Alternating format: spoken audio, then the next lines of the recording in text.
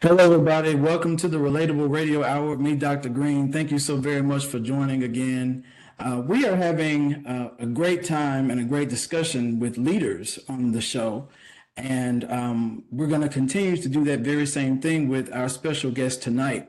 I think it's really important to just get different aspects of leadership and to get different people's backgrounds and their stories, because I know a lot of you all are in the same capacity, maybe being leaders or maybe approaching being a leader. And I think it's always good to get different perspectives of people. And I couldn't think of anybody better to kind of serve in this capacity, because I've been watching this young man be in his position for quite some time in the Jackson capital city where I live. And I think he's just done an amazing job. And I've always wanted to just kind of just pick his brain and just kind of get an idea of how he got to where he is now. So this is the great time to do that. So let me introduce to you all Chief Cleotha Sanders, who is the chief of the Jackson Fire Department. Chief, how are you doing, sir? I'm doing well, Dr. Green. I really appreciate this opportunity on today. Oh yeah, I'm really excited to connect with you, and I'm so glad that you were able to fit us in to get this to happen. But again, like I said, I've been just kind of following your background for quite some time, just in how you've just been doing such an amazing job around the city. And I would love for you just to introduce yourself to the audience and just kind of give us a glimpse of who you are and how you've gotten to where you are. Okay, sound good. Well, as you stated, my name is Cleotha Sanders. Right now, I serve in the Deputy Fire Chief position here at the Jackson Fire Department. Our Fire Chief is Willie Owens, and he is currently leading us in the way that we feel like we should be going. So, on today, uh, once again, I just want to say that I really thank you for this opportunity to share my story. And, I just hope that someone will be blessed by the information that goes forth. I'm born and raised here in Jackson, Mississippi. I grew up in West Jackson with both of my parents. I have one younger sister, and growing up it was never in my thought to even be a firefighter. And so, as I graduated from high school, it was my plans to enlist into the military. I had two cousins and my father. They were all of them were in the military, so I like the way they wear their uniforms, how they wear their hats, and they just were clean and Yeah. clean cut. And so that year, surprisingly, 1991, we actually had a war going on in Saudi. And Mhm. so I was like, man, I said, no, no, no, no, no. I don't think I'm gonna enlist. I don't want, because I never actually thought that there would actually be a war. So in my mind, I'm like, hey, no, I don't want to participate. So I had a friend of mine that I grew up with named Elliot Holmes, and he was working at Jackson State Campus Police. And he was like, man, you need to come on and join the police department here at Jackson State. And so that's what I did. I actually went and submitted my application for the position of police officer at Jackson State University. I went through Melota, got my law enforcement certification. I spent 3.5 years at Jackson State as a police officer, and Elliot and a few more of our colleagues wanted to take our skills to the streets of Jackson. So Hmm. all actually submitted our application to the Jackson Police Department. And so Elliot and I, we grew up, we were good friends. And while we were submitting our application for the police department, we was like, hey, we might well submit our application for the fire department as well. So we did that. I actually got a call from JPD, and he didn't get a call from JPD. So both of us actually got a call from the Jackson Fire Department. So I had to make a decision. The guy that my friend who actually got me started in law enforcement, he was going to the fire department. And so I had to make that decision. So I chose to start the fire department with him. So he and we've been here at the Jackson Fire Department a little bit over 26 years now. And ultimately, I believe that that we can try to plan our own paths, but ultimately God is the one that actually steers us in the way that he wants us to go. And so here at the Jackson Fire Department, it's been a blessing. My first couple house fires and accidents, I was like, man, what did I get myself into? You know, I should have went on to the Jackson Police Department, but you know, after a few months on the job, you know, everything started to work itself out, and that really started my career. And so I never grew up wanting to be a firefighter, but ultimately, God knows best. Oh, absolutely. And that's quite a journey to get to where you are. And for some years now, you've been really involved with that very career. You talked to us a little bit about what sparked your interest in getting into it. You know, seeing your dad and your cousins kind of being in the military and things of that nature, kind of having that structure, having a clean cut look. But I know it's much more to that to stay in it. So, what do you think has kept you so engaged in this career for such a long time as you have? So I, my parents raised me to be consistent. They Mm, raised my sister and I to make sure that we did our best in everything that we put our hands to. And so I believe the upbringing of my parents and the spirit of excellence that they would instill in us to want to strive to do the best job or the best at whatever job that we were holding at that time. And they not only instilled that in us, but they showed us. They were consistent on their jobs. They were consistent with providing for the family. And I think a lot of my upbringing has a major role in where I am today. So starting out as a firefighter on the back of the truck, you know, you learn the different things from the perspective of the low man is the go man. mhm, So you didn't we I would learn my job as a firefighter too, and I would continue to watch the next person in the spot where I wanted to go.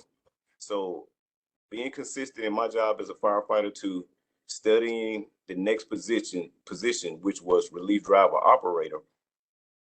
Um, and all of our tests are competitive tests, so we're competing mhm, against the next person. So mhm, I would work hard, I would study, and each test that you take will actually have to stay in a position a minimum of 1 year, 2 years. And then once you stay in that position, then you're able to continue to test and promote to the next rank. So just continuing to study, continue to hone and develop my skills. I feel like that is what has allowed me to be successful throughout the Jackson my tenure here at the Jackson Fire Department. Now, right mhm, now, I'm actually a part of the administration. So I work in administration, and the administration is an appointed position. But I mhm, feel like the background and the history leading up through the years is what my supervisor saw in me to even extend the opportunity to be a part of the administration. So I think that hard work continues to pay off, and it's not about me. I believe it's about being a servant and mhm, understanding the roles and the positions you're in to allow that platform to be a helping or to add value to not mhm. just the people right here in front of you, but to the masses. So every day when I put on this uniform, it's not that I'm, really, I feel like just represent me, but I'm representing the Jackson Fire Department. So I strive to do the necessary things so I won't bring any shame or discredit, Mhm. not just to myself, but to the job. And Mhm. uh, the position or the firefighter of a firefighter, throughout the world, it's an honorable profession. And so, somebody that can be here in Jackson can have a bad experience with a firefighter, and they can go somewhere else and see a firefighter, and because they had that bad experience, now they, possibly would attribute that to all firefighters.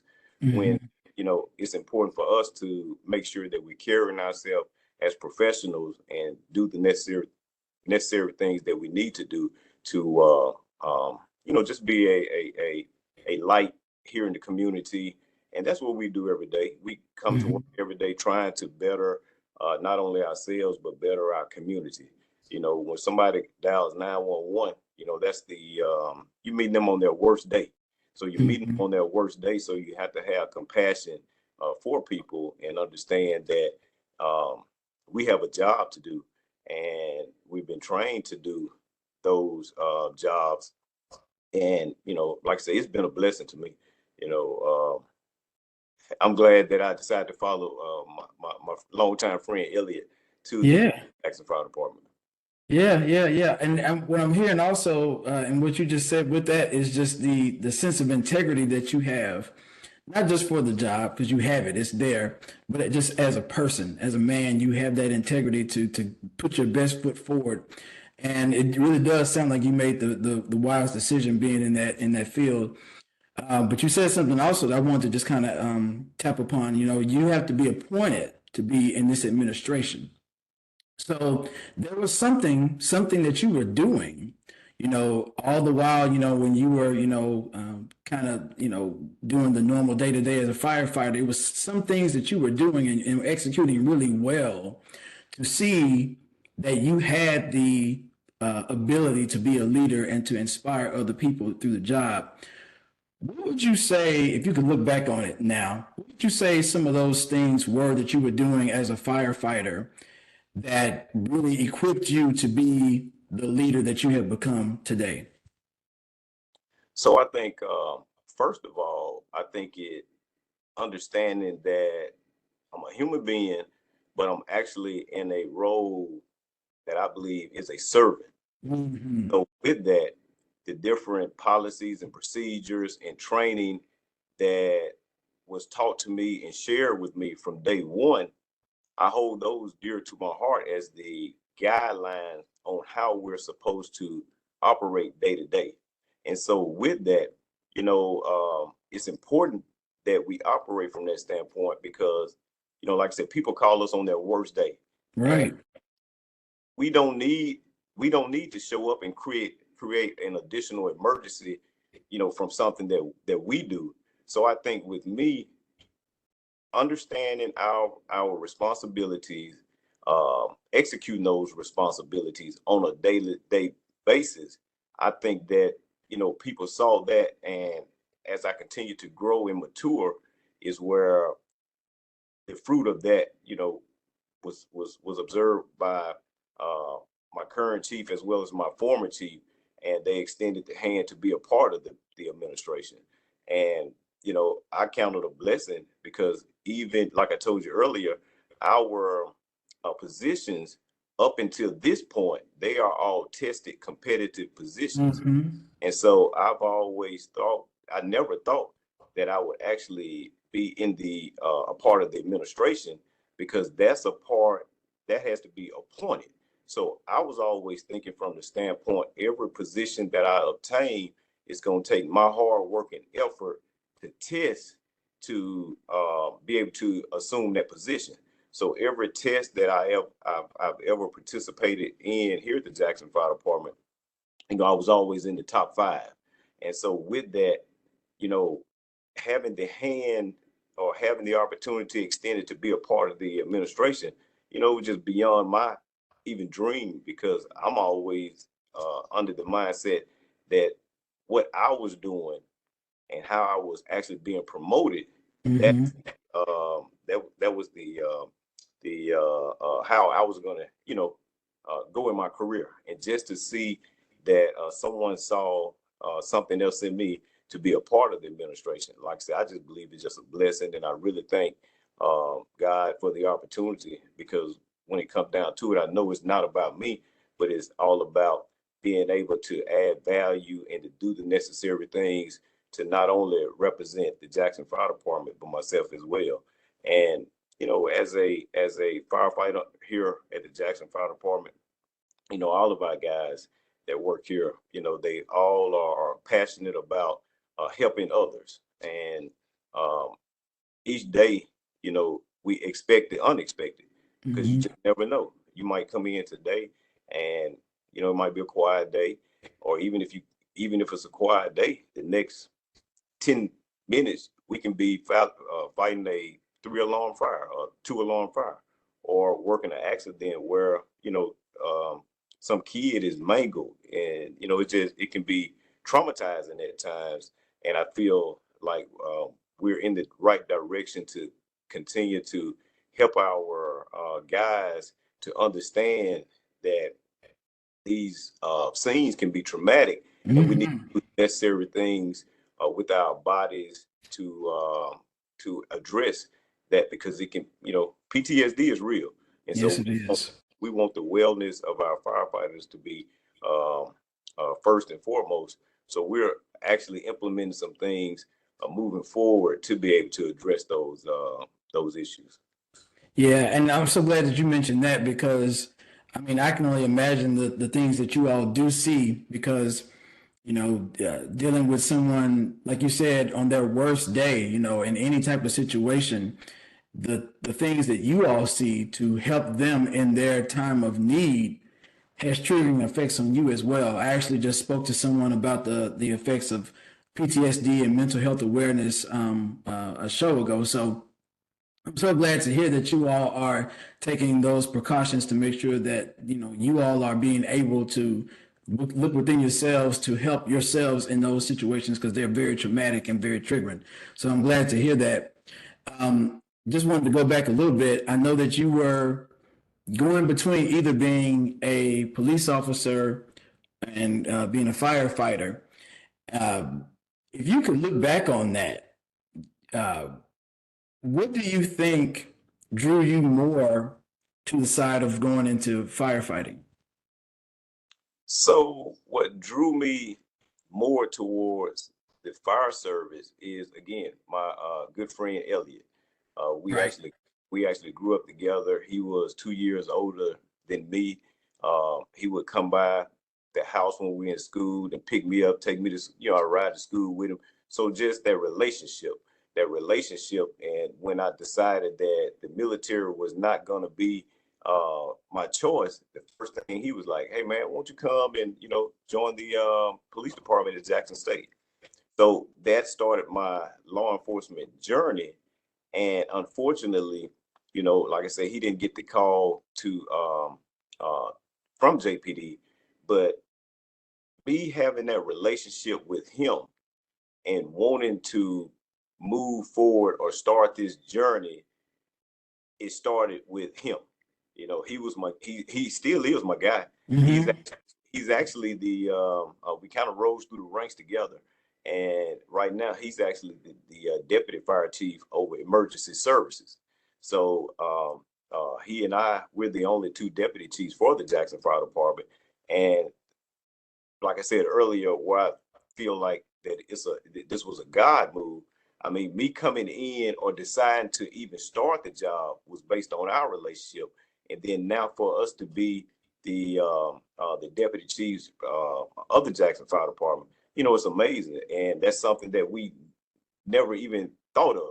Mm-hmm. But we started the job, and that's what it was to us, was a job, but it eventually turned into a career. And so Mm-hmm. even now, we've had a great career. We're trying to make sure that we are setting people up behind us to be able to take the helm when we do leave. And Mm-hmm. so it's a daily challenge every day with the things that we do throughout the department. But when it comes down to it, it's all for our citizens. It's all for our Mm-hmm. citizens. It's all for the firefighters. We don't want any line of duty deaths. We want everybody to come to work every day and go home healthy and whole. Mm-hmm. It's unfortunately we did have a firefighter that was killed last week or about 2 weeks ago. And but like like I said, he didn't die actually in the line of duty, but it was an unfortunate incident. And Mhm. like I say, our main goal every day is coming to work and making sure that we are doing the necessary things to be able to send every person back home to their families healthy and whole.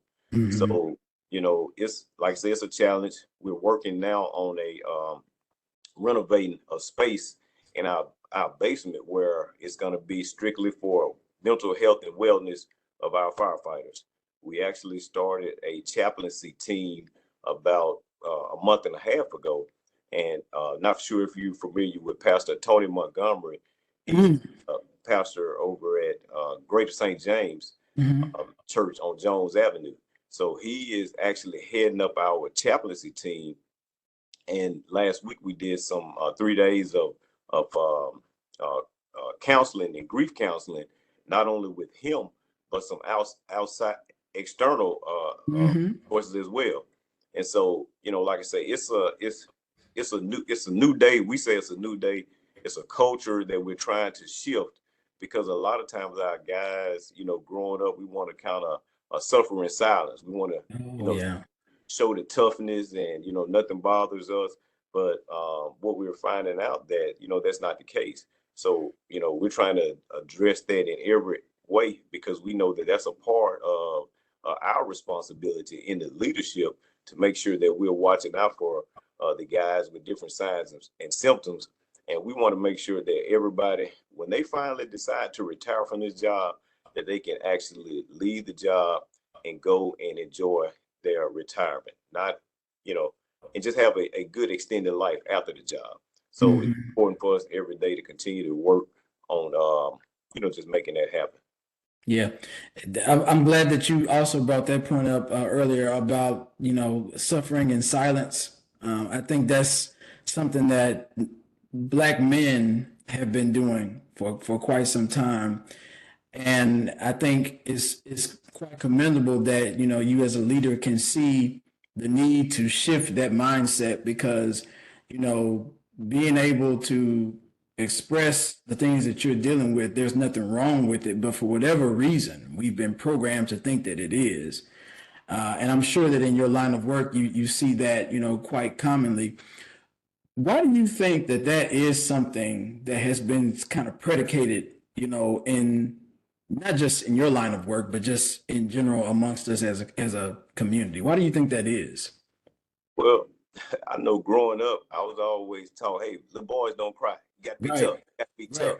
And so, moving as you continue to grow, you always heard that. So you want to walk around with your chest stuck out and want to Mhm. be that Superman figure. And I think that we don't want to show any type of weakness.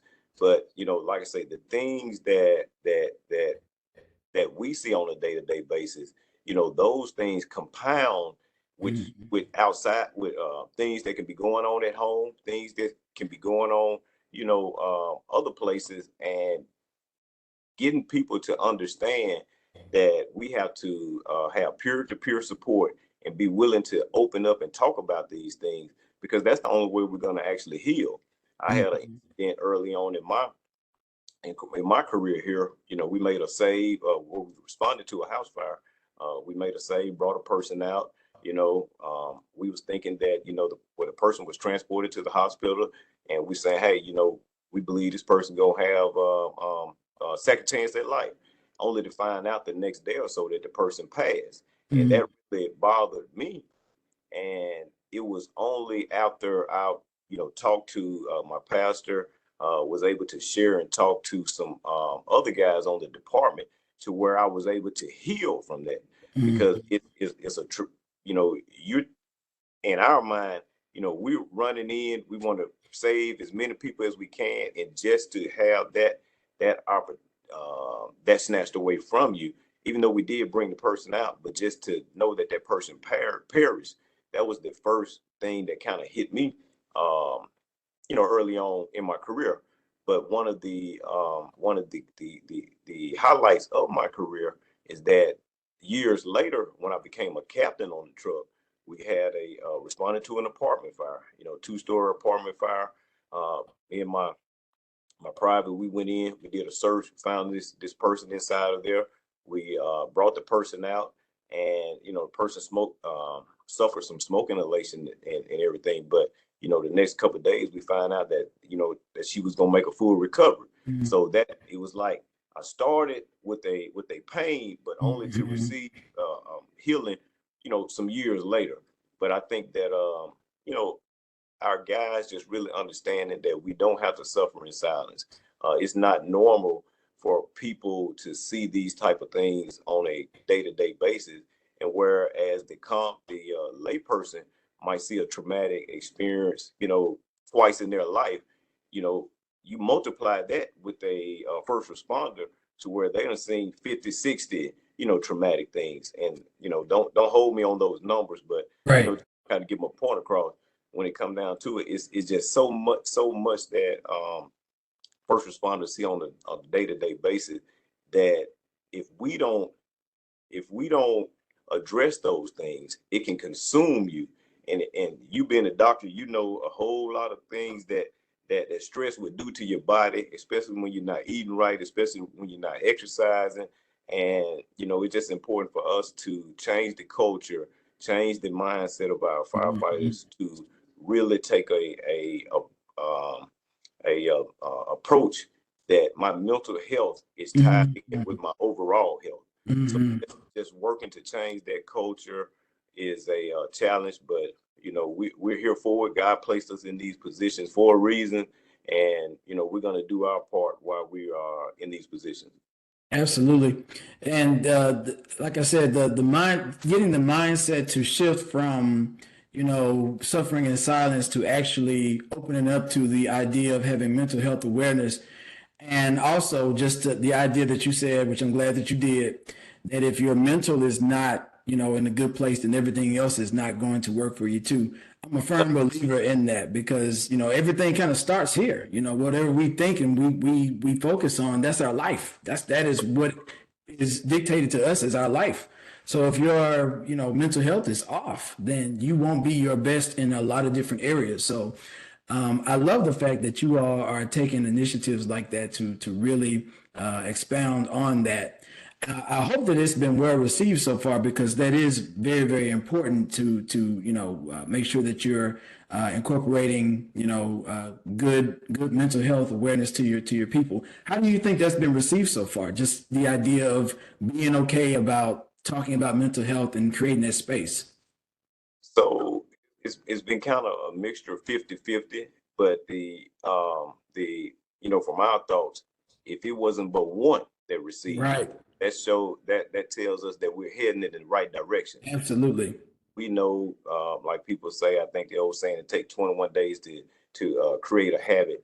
And I Right. think moving forward, that's our mindset because we know that we touched that one, even though it's more than one, but we know that we're heading in the right direction because it's important.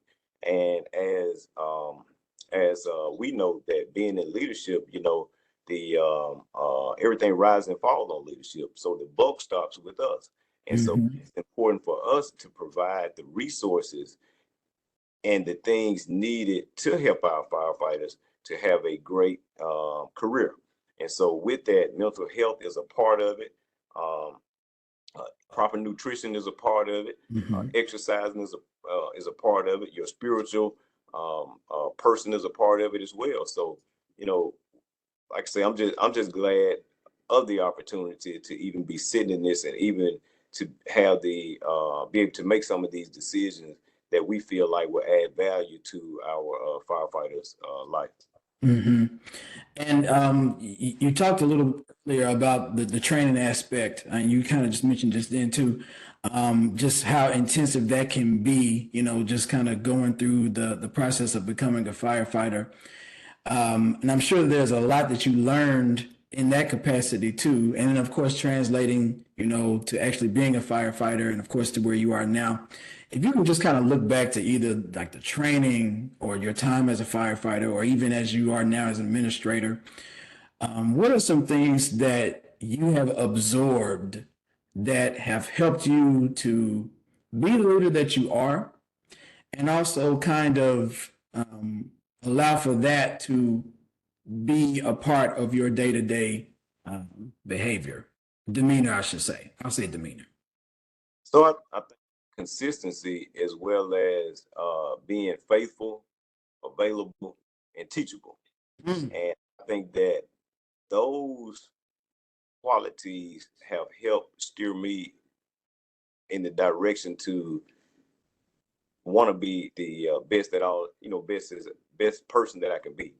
And I think that as I continue to read and reach out to other external partners, other fire departments to see what are the best strategies that they're taking on, and we're looking at those things and trying to see, how does that apply to our department.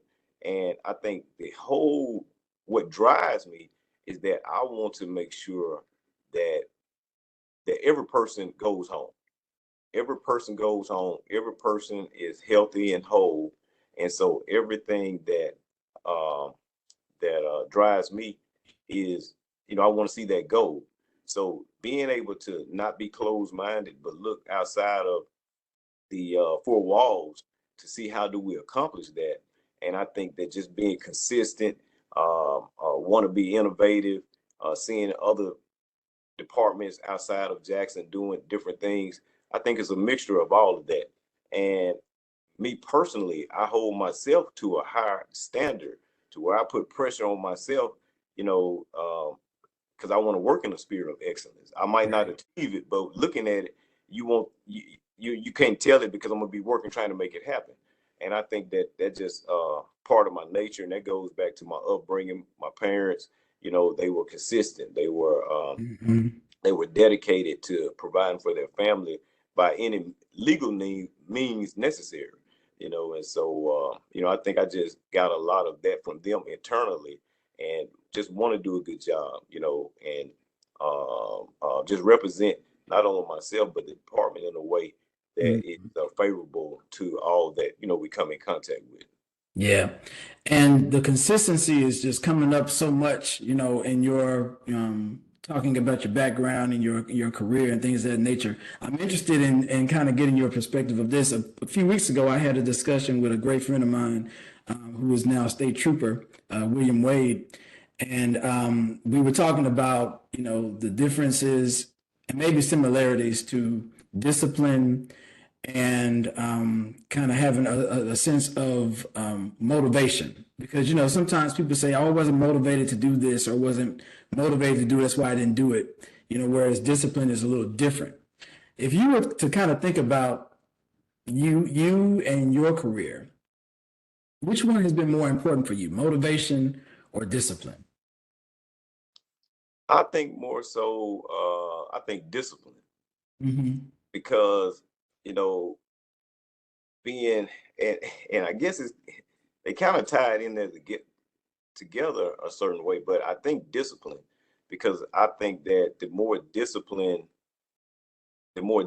you are, to me, I believe that you can achieve, you put in the work and then Mm-hmm. bear the fruit. And I Right. think the discipline part, and just like we talked about a minute ago, we said take 21 days to break a habit or even to start a new habit. So like every Monday through Friday, I'm up at 4 o'clock. Up at 4 o'clock every morning, being disciplined to make sure I get up to get my daily devotional in, so I can Mm-hmm. be at the gym, between 5:30 and 5:45. Get that workout time in, so I can be here at work at between 7:45 and 8 o'clock. And I think just that, in being disciplined allows me to do that. And I think the motivation that allows me to do it is that I want to do a good job, and everything that I want to then I do. I want to meet and exceed expectations. So even if you give me an expectation, I want to meet it, but I want to also exceed it. So I think Mm-hmm. to me, the discipline part of it is probably number one. And well, I don't. That was kind They of go hand in hand. I mean, they in some instances they do. yeah, yeah, yeah, So it just really just depends on, what you think kind of drives you more. yeah. But I think that discipline aspect does have a certain edge just in that, there may be some days when maybe you don't feel like getting up at 4 a.m. to get your Uh-huh. day started. But that discipline sounds like Yeah, just you up every day and that consistency because you're very consistent. So yeah, sounds like it has a good balance for you. yeah. Yeah. And I think that the motivation part of it is, I can, like you say, sometimes I don't feel like getting up, but because I know that I need to, I'm gonna get up and Right. make it happen. And so man, I'm just really just thankful for the opportunity to even, be in this position, even be alive. We have so many young brothers and Hmm. that are not here, whatever reason they're not here, but life cut short. And just to be in this position, just to be given the opportunity to try to help collaborate or coordinate some things with people to help try to take care of those who are less fortunate, being able to answer these calls. And Hmm. I just really thank God for the opportunity. And it's a blessing. And I'm gonna tell you this. So when I actually started in the administration in 2014, Hmm. I was actually over our investigations division. And so Chief Greg Travis, Chief Hmm. Greg Travis retired, and the division that he was overseeing was the division that I took on. So when he retired with, Chief Travis, he was doing the spokesperson responsibilities for the Jackson Fire Department as well as the fire chief back then. So me coming off of the fire truck from the captain as a captain, we were from captain all the way down. We was always taught, hey, you don't talk to the news media. You don't talk to the news media. We have somebody to do that. So, when we see news media, when we're out on fire scenes and stuff, we get out the way. We get out the way because we didn't want to have any disciplinary Right. or anything brought upon us to Yeah. talk to news media. So when Chief Travis actually left, and I talked to our former chief, Ronald Rick Simpson. I said, "Hey, Chief, Chief Travis gone." I asked him about another person that was in investigations about doing it. He said, looked at me. He said, "No." He said, "You're gonna do it." He said, "You're gonna do it. I want you to be the spokesperson. I know you're gonna do a good job." And so, I took on that responsibility, but it took me years, not days. It took me a couple of years to get halfway comfortable with doing it because I was taught for so long, Hmm. hey, you don't deal with the media. You don't deal with the media. But one of the things after I started really kind of embracing it, I was able to, I feel like, to do a better, a better job. Because man, I'm gonna tell you, I really public speaking, I don't like it. But as a part of my responsibility, Yeah. then I had to overcome that part of it to do my do my part, do my Hmm. response. So with that, I think that it was all about a perspective and really understanding that whatever your role or your responsibility is with whatever entity or job you work at, that you have to strive to do the best at it because you never know what God will be setting you up for, on down the road. So it's Hmm. important for us to stay disciplined, stay consistent with our daily routines and responsibilities so we can be available wherever God decides to send us. You're exactly right. I mean, I'm really surprised to hear that story. I'm glad you shared it, but I'm surprised because I think that's how I was able to kind of follow you because you had become that spokesperson for the fire department. I had no idea that you were kind of shunned off by it because you weren't really into public speaking. It seemed like you fell into it seamlessly, in my Yeah, opinion. yeah, It seemed like you always were, able to talk and just, exude, the confidence that was needed to kind of get to what was going on that the media would be asking you. So that's interesting to hear that it took you some years to even get to that place of being comfortable with it. But like you said, it's really worked out for you because here we are 10 years later, and look how many open opportunities have opened for you, being able to, have that ability to speak in front of people and to do all these amazing things. So, yeah, staying consistent for you has really really, really paid off. Um, I would love to just know your perspective because it sounds like, in addition to that consistency, and I think you spoke about it a little bit, accomplishing goals is important for you. Mhm. So how would you say you have created a system of like achieving your goals? Like what have you been doing to make sure that you achieve what you want to accomplish? Uh, just really, just again, just trying to stay consistent. One of the things that my parents always always did, they always forecast, they always plan ahead. So if Mhm. my dad wanted us, if the I'm sorry, if my dad decided today that he wanted to take us to Disney World, then he would start making preparations towards achieving that goal. If he decided that we're going to Hot Spring, Arkansas in 6 months, he started planning ahead. So I think with me, I've grown into that to where whatever the goal is, I figure out what the goal is, where I want to be, and then I start looking at the different ways to achieve it, Mhm. and then I kind of narrow it down to the most direct way. And that's one of the things that even being a driver here on at the Jackson Fire Department on the truck, we was always taught that you take the most direct route to the scene. So with that, having that in the back of your mind, having my parents' upbringing in the back of my mind, it really helps me to stay goal driven. Mhm. First, figuring out what that goal is, and then now sitting down to try to figure out how do I reach that goal? What are some of the ways or some of the resources that I need to help me achieve that? So I think Mhm. really understanding where I want to be, and then when I figure out where I want to be, then take the necessary steps to arrive there. I love the fact that you use that direct route because I think a lot of times people can get overcomplicated with stuff. You know, if you can get to the most simple way to get to where you want to go, Mhm. then you just need to do that. You don't have to do all this fancy stuff in order to make something happen. So I appreciate you bringing that up. That's a great point to bring up.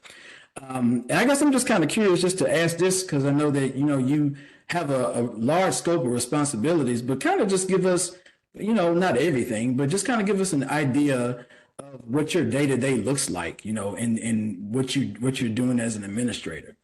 Okay, so again, I serve in the deputy fire chief role of fire loss management, and our fire loss management team consists of our training division, our Mm. fire marshal's office, and our fire safety and education division.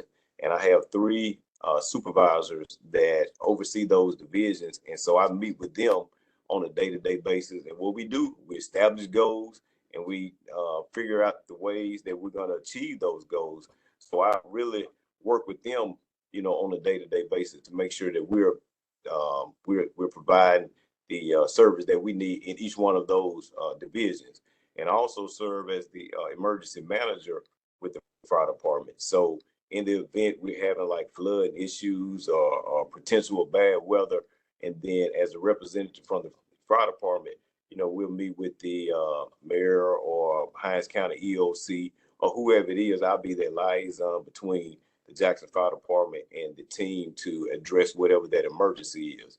So throughout the day, answering emails, people always trying to solicit some things for the Jackson Fire Department. No, not solicit, I'm sorry, trying to sell some things to the Jackson Fire Department. So dealing with different vendors or dealing with the supervisors, they might have different requests, but working with them to try to make sure that we are getting the best product and researching products and things of that nature, ordering supplies, for the like we just ordered like 6 vehicles. So just making sure that we're doing our research, checking the state contract, things of that nature. I mean, I mean, I can just go on and on, but I know, I'm just need to, sure. yeah. But just being really just being available, just being a servant, and even Mhm. I report directly to the assistant fire chief, and so just touching base with him, making sure that I'm on point with what he needs and offering him any type of assistance but just really, man, just really showing up on a day-to-day basis, just trying to be a servant, because I Yeah. like that's how my ultimate goal is to serve, and I Right. don't just serve my supervisor, but I serve the supervisors who that I oversee, and so Mhm. just trying to make sure that we are providing the customer service, excellent customer service on a day-to-day basis. But again, man, I just really just thank God, for the opportunity. Yeah, it sounds like a all-encompassing type of job, but it sounds like your joy and your capacity to just, be grateful to, be in that space. It makes up for everything that you do have to do and make sure that it has to get done. I know that every job has its challenges and they have their, not so bad challenges, the good parts as well.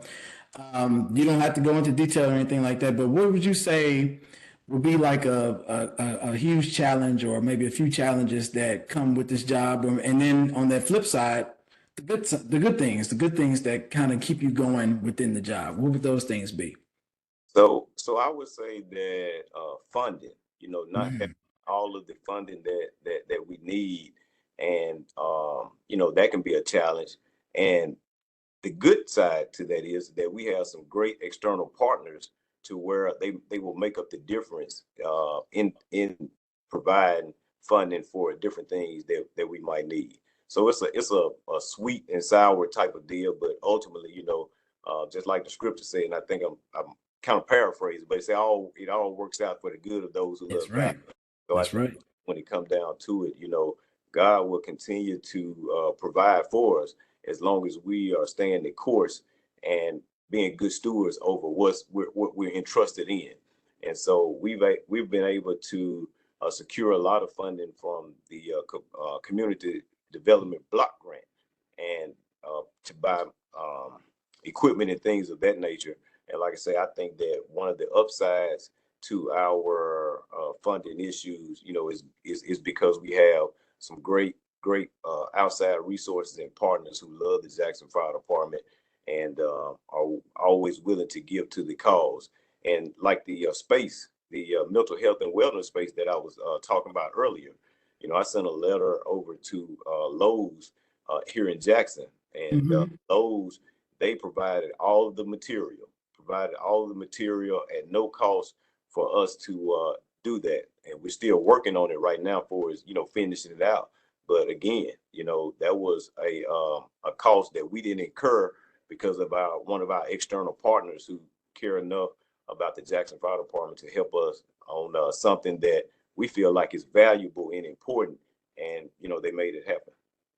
That's beautiful. And again, I mean, I think everybody is just really on tap with this mental health awareness. And it's good to hear that, you have such good vendors and sponsors and things of that nature that are also understanding how important it is to make sure that that gets done. So it does sound like it kind of works itself out in that situation. So that's really good to hear. I think I know the answer to this. I think I know the answer to the next two questions I'm going to ask, but I'm still going to ask it. What would you say your mission is, just as a professional, an administrator? What would be your mission to just kind of going out, doing what you do every day? What is your mission? What is my mission? My mission is to provide great customer service. Hmm. And I know sometimes, like I went out of town this weekend, and as soon as I got back home, the hotel, sent me a survey. How did we do? How, Right. such and such. And so even though back in the day I used to, wouldn't even answer those, but now I answer them because Hmm. that's what I be looking for when I'm operating on a day-to-day basis. Right. Did I provide good customer service? If I didn't, how could we make it better? So it's in my mind to to make sure that whatever that issue or whatever that concern that I was addressing, that some type of resolution was made, and hopefully at the end of the day, both parties could be hopefully satisfied or in agreement. Yeah, absolutely. And last question for you. What is one word that affirms who you are? Hmm.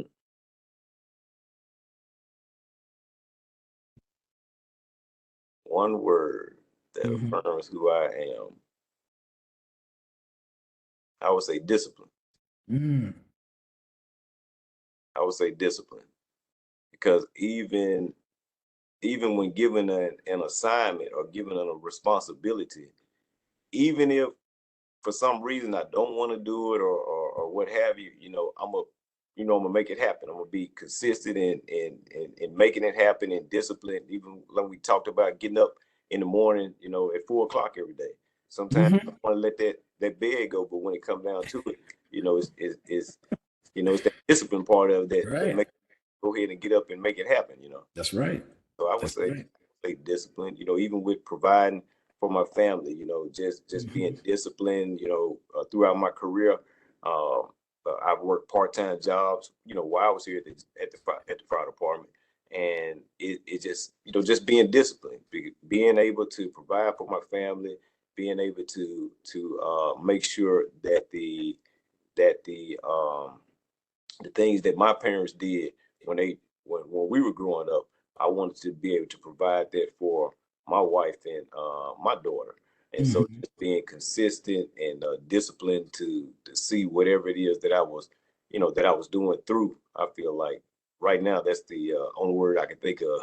Discipline. But I think it's spot on. I think that's exactly what I've gotten from you in this conversation. So I don't think there's another word that could compensate for that word and that affirming who you are as discipline. So I think that's right on point. Deputy Chief Sanders, thank you so very much for joining us tonight. I know that a lot of people are going to get a lot of nuggets from your leadership and just your trajectory to what has gotten you to where you are right now. So thank you so very much for sharing that. We also just kind of like to leave the night just to say something that we're grateful for. So if you could think of one thing that you're grateful for today, what would that be? One thing that I'm grateful for today is just life. Life is so short. Um, Things can happen at any moment, and just grateful that God has, allowed me another day to, like my mom would say, allow my feet to hit the pavement. And, Right. you know, bless me with the abilities of my limbs, and right now a reasonable portion of my health and strength, and in my right mind. So, like I say, just really grateful for life and the Mhm. opportunity to live this life that He has allowed me to see at this time. Yeah, I'm going to echo that. Just in that, we get a second chance every day to wake up and to hit the ground running, and that is a blessing because even on our worst days, I think we're kind of doing a lot better than some people, and I think that's something to be grateful for. We never seem to look at it like that, but that is our reality. There's somebody out here doing much worse than us, so we got to always be appreciative of the life that we live. If So thank you again, Deputy Chief Sanders, for sharing your story. And thank you all for joining tonight. I hope you all can join us again next week. We're going to have another great topic, another great guest. So I hope that you have a great rest of the night. Have a great weekend and see you next week.